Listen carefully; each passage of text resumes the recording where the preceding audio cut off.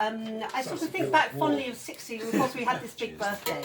But I thought what would be nice, because we're celebrating here, is to think of, don't look so worried, sweetheart. It's fine, it's only Yes, 3 it's songs. absolutely. There are no songs. There are no songs. And there's no audience participation. Only to say, I thought it would be nice. I mean, nobody else thought it would be nice, but I thought it would be nice, and I'm kind of the hostess. If we would think of, sort of memories of or highlights of particular decades of your life. And so, with audience participation, of which, of course, is a bit of a trademark, there are very selective people around the table who I have asked to represent particular decades. And then you can speak at the end. Okay? Everything you thought and wrote about, you're going to have to tear up and think on your feet, aren't you? So, well, obviously, the person who knows David longest here is, and it's all very informal, by the way, so if anybody changes their mind and decides they don't want to speak, that's fine. And anybody feels that they do want to speak, that's also fine. If you want to leave, that's also fine. And if you want to leave, well, that. So what I thought is, the earliest person who knows you, of course, is your rather lovely, extremely talented, very generous sister. And so, Valerie, if there's anything, of the early years, we've done decade by decade, but you're allowed to spill over or jump decades if you want to, or anything else. Valerie.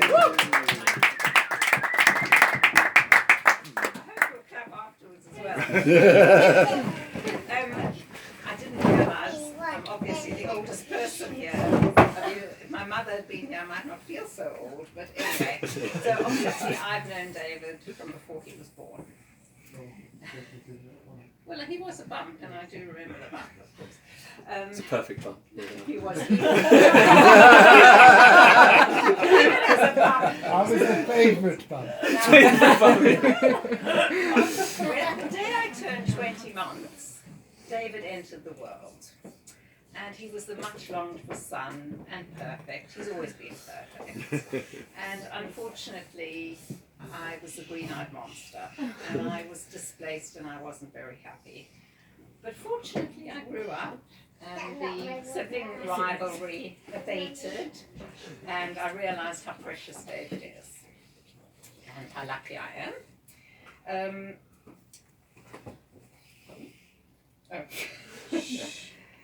Now, I'd like to share a few memories of our growing up, which demonstrates that we actually were quite friendly from time to time, despite what I've been told by parents. We had some imaginary friends, and David's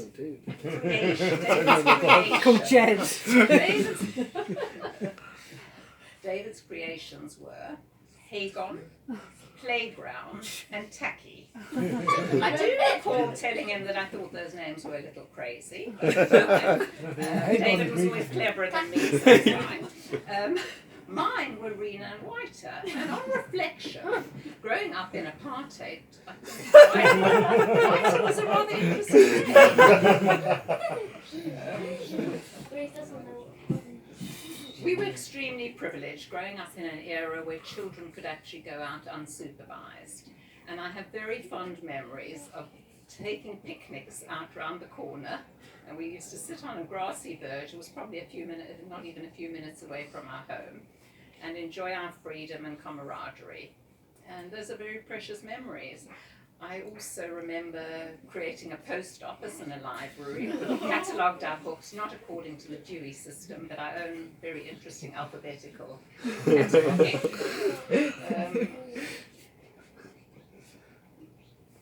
David and I share a love of words and wildlife, and I wouldn't say a love, but an interest in bridge. I think David would like me to be a bit more loving towards bridge, but I'm not. And I do hope that we'll have many, many years of enjoying these activities together. David, you're a very special person, and very much loved and admired. And I'm immensely proud to have you as a brother.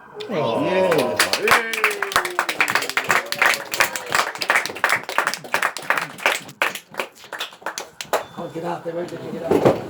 So, Valerie, Don't thank leave, you. David! Don't leave!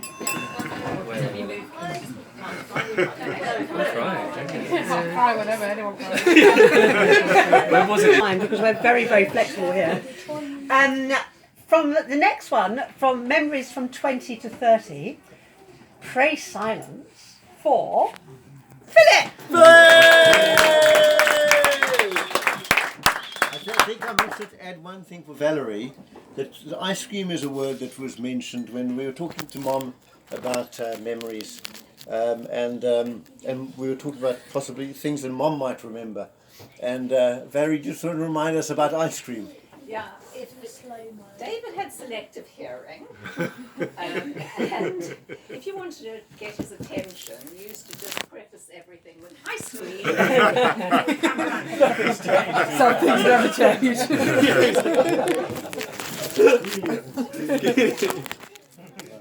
Now, I think Valerie and I talked about chopping up the first 30 years.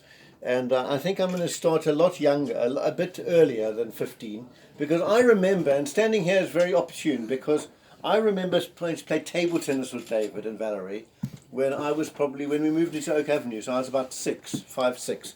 And this is probably how I used to play. Like Josh is over there, that's David, and I'm playing table tennis, and there's no way I could reach the ball when it was over here. But anyway, but skipping 60 years actually is, or 55, is the new table tennis in Mallorca. Cheryl doesn't know about it. Oh, she doesn't. Oh dear. Yes, she does Those now. cracks in the table there are just due to ordinary eating. Well, we moved the table round and we put books in the middle, and that's our net, and we've got a couple of bats and ball, and it's great fun. And very competitive. Very competitive. Yeah. Who wins, Phil? No. I don't win. No, it's David and Pete. Okay, but in terms of my memories, one of my first memories of when David was about, I think he probably turned 9 or 10, was in those days we didn't have plastic bags, we had brown paper bags. And I was, being the youngest of 3, I used to have a lot of hand-me-down toys. And I got fed up with getting hand-me-down toys. So my present to David was taking a few toys I'd been given by him over the years, put them in the brown paper bag, and presented them to him for his birthday. But I have to say that I've been very fortunate to have a lot of hand-me-downs over the years, including the first bicycle I used when I was a teenager, which was David's old bike. But basically, the memories I have from our childhood revolve a lot around sport and table tennis and tennis, and very, very precious memories. David was my hero, and he still is.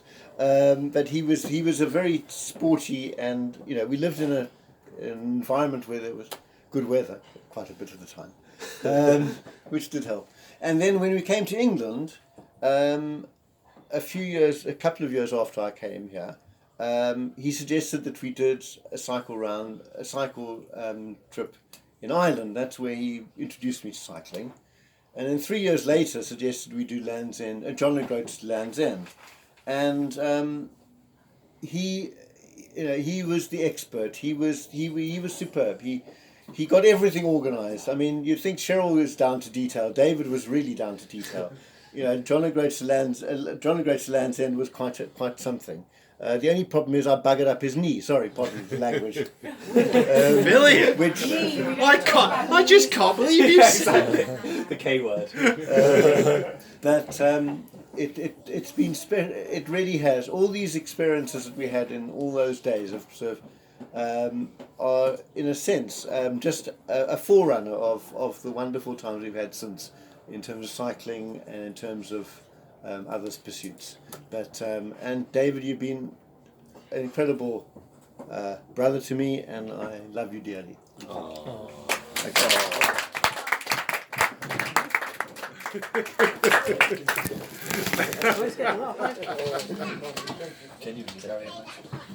So, David, we're now going from 30 to 40. Who do you think I'm going to get to speak for 30 to 40?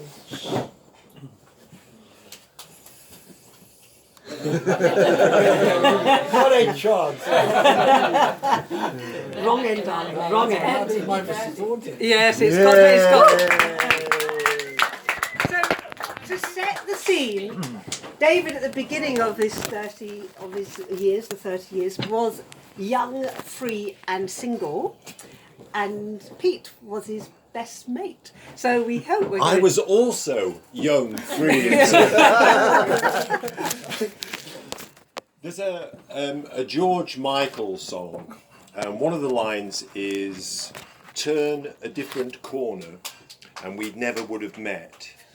And I think about that line a lot, particularly in relation to David, because if I hadn't have turned up in the early summer of 1983 at Windmill Hill Tennis Academy, I wouldn't have met the wonderful David Brody. And that holiday, I still remember that holiday. And I remember sunshine and laughter and lots of wonderful conversations with David. I've never met anybody quite like David before. He captivated me, and then obviously discovering that he was single. No, stop it! Stop it! We knew. I can share. We played tennis, Carol. That's what we did. And David, I'm sure, well, you all obviously know David, and everything that David does, he does it with such style, such aplomb. Everything he turns his hand to, he's very, very good. It's so annoying. Yes. And he plays tennis beautifully, particularly on the forehand. I can't speak so much about the backhand, but it's poetry in motion. It's so smooth, it's aesthetically pleasing, it's beautiful, whether or not the ball goes in. I mean, sometimes it does. It's beautiful. So I've got a lot to be grateful for Windmill Hill. Because how else would a cultured, intelligent, highly educated London bridge-playing accountant meet a northern chap who lived in a haystack miles north of the boundary where civilization ended? But anyway, we did meet. And not only did we play tennis, and yes, he consistently beat me, and always with a smile. He was always smiling.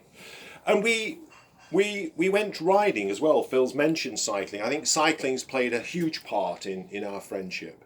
And we've cycled, as soon as David came to visit me in Chesterfield, we cycled in Derbyshire.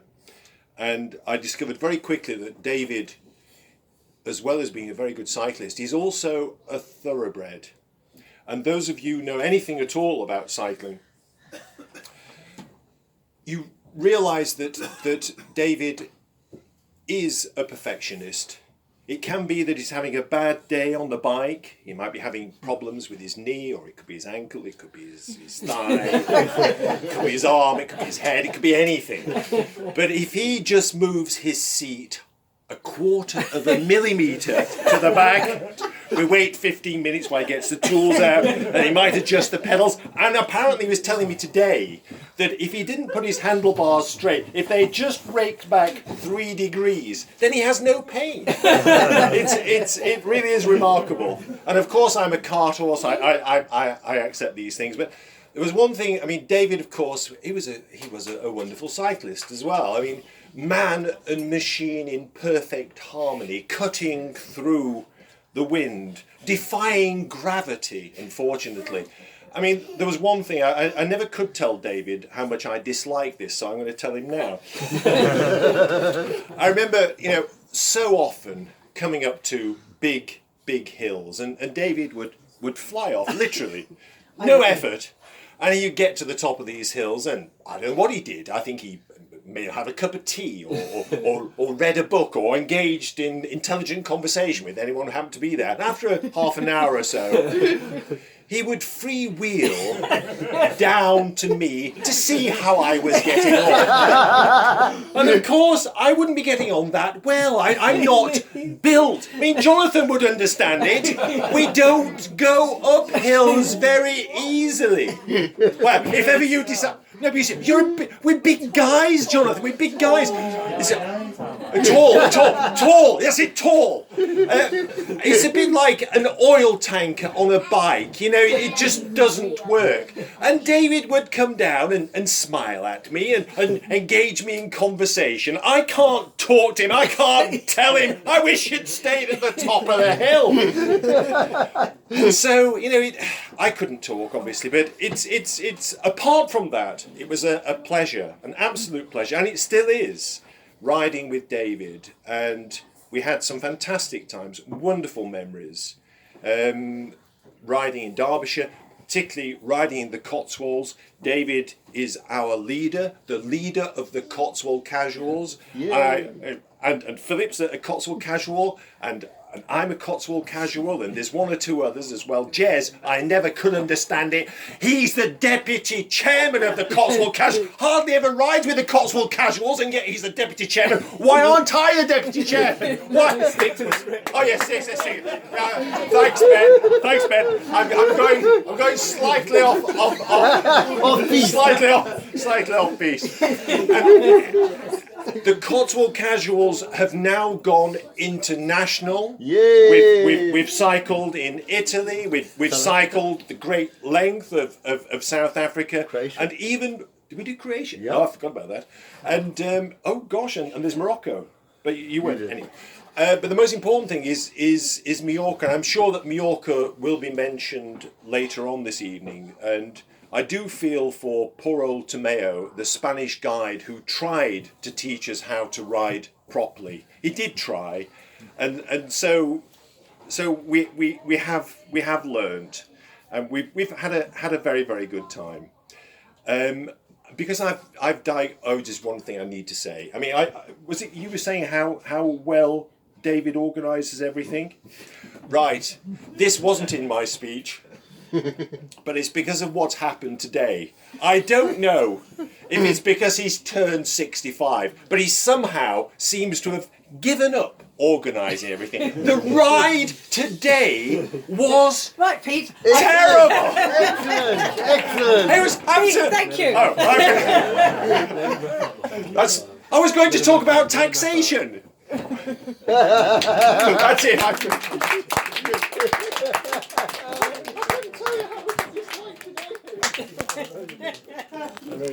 Can I just say that I love this man, in spite of everything I've said. I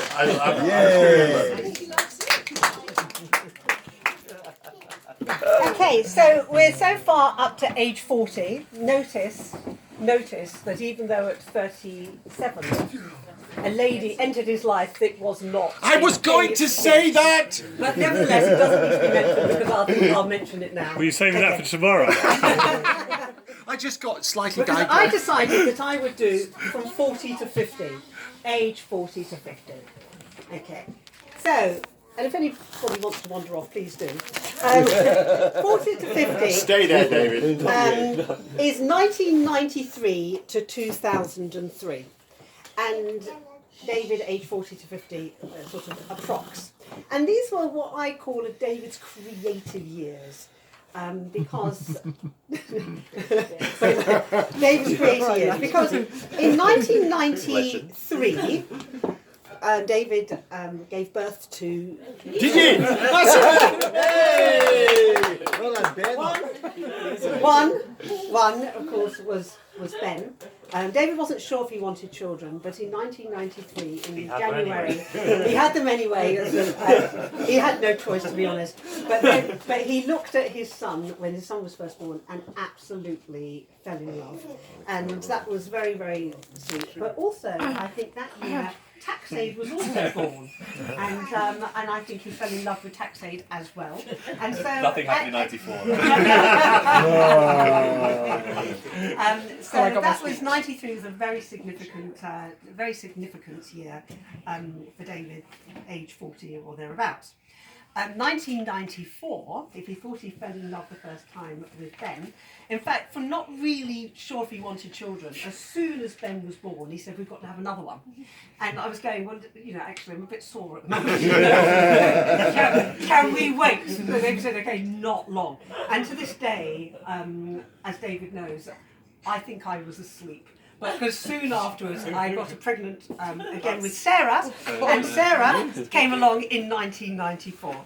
Yay! And that was a wonderful, wonderful time.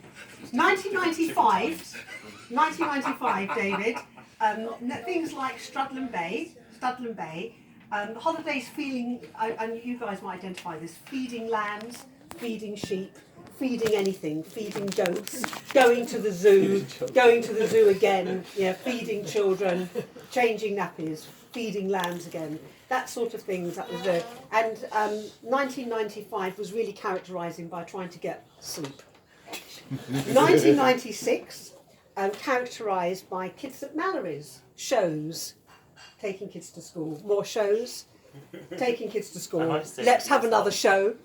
And lots of lovely times there with shows, and Friday nights, and shows. Absolutely. Friday nights at shows. Valerie was saying, "Oh my God, do we have to have another show?" Yes, we do. Great. Oh, you I mean know our Rita's shows? not here. Your shows. I thought you meant like theatre. No. No, your show. Your Dressing show. up and singing, all sorts of things. Better than theatre. The Rachel projects, all sorts of things. It's actually, sorry, the Rachel Stories. The Rachel Stories. Lulands, that was all there going on. And Friday nights, Rita of course is not here, but lovely Friday nights with Granny and Papa. Fantastic meals in that wonderful hostess trolley that was wheeled in and that opened up, and all sorts of different things inside, and it all looked effortless. And when I came to do it, I kind of thought that hostess trolley would fill itself, and it kind of didn't. But anyway, so that was that. 1997, characterised by cricket. Crickets, and we actually had a cricket party which everybody came to. That's Everybody right, was that's alive. right, Rita that's and right. Brenda all dressed up in their whites along with my parents. And that was the year, Sarah, of 1997, of the Barbie birthday cake that I thought was so bad, like I just tried to make a birthday cake and make it look nice. And in fact, I think it turned out to be one of Sarah's favourites. And in the end, I was slapping on icing. I'd taken a doll, I put it in the middle of the cake, and I was slapping on icing, trying to make it look beautiful. But that was 1997. 1998. David, this had nothing to do with you, but I won my one and only tennis competition with Sam Clark. Happy birthday.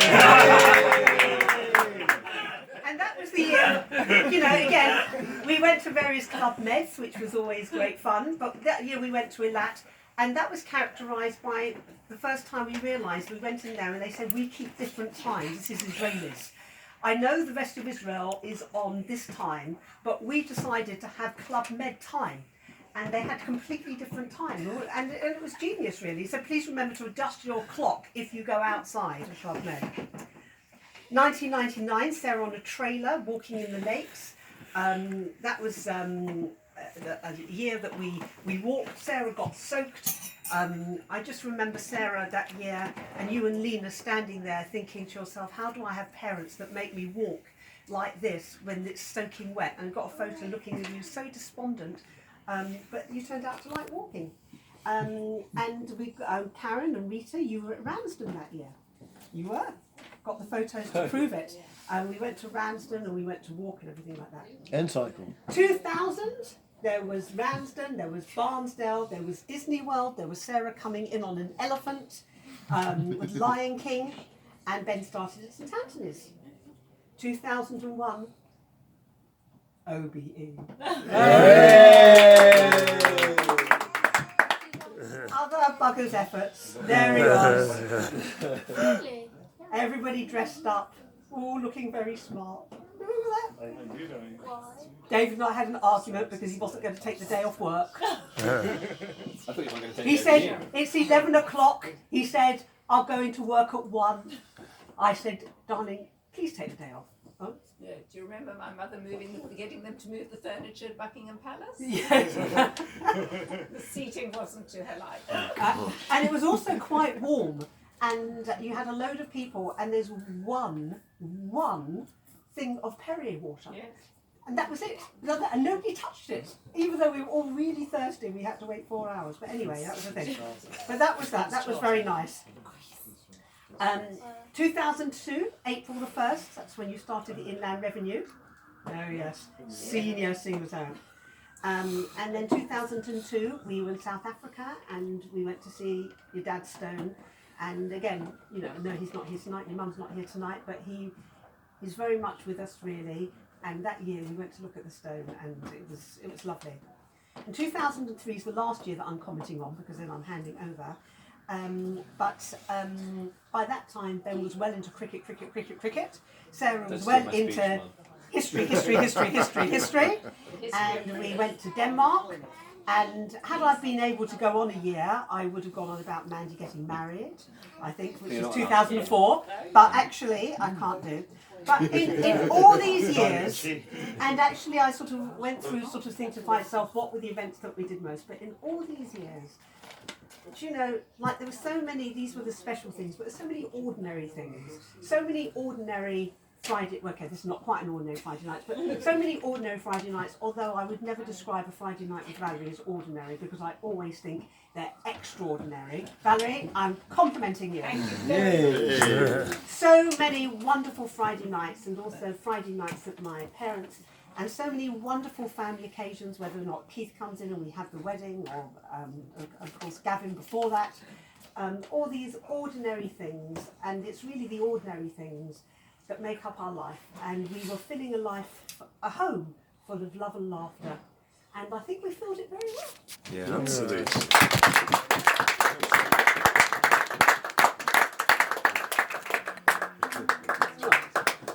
Cheryl, you missed out something really important from 1998, which is David's most important business venture, which is to invest in a certain new periodical newspaper. And where did that go? Waste of money. A start-up newspaper done at an incredibly local level. It was like the history of glocalisation. It was called Widcombe Weekly. Sorry, Jonathan, it's your 65th birthday. No, I'm just saying that Yeah, David was and the one David who made it invested. possible by investing money in it. And when Widcombe Weekly sadly folded a couple of months later because of stress of this one and only journalist. One only reader. David was so lovely because he used to submit a guest op-ed every single week, and this is how I used to justify that it wasn't just me writing to myself by myself. So David would write, and David would also write a letter to the editor, which I would then sort of like edit, and put in parentheses. Like when he said dearth in one of the letters, I kind of like had asterisk, and then I said shortage, even though everyone else knew what dearth meant. And so David sort of like even though my mum said I had to repay the money, David defended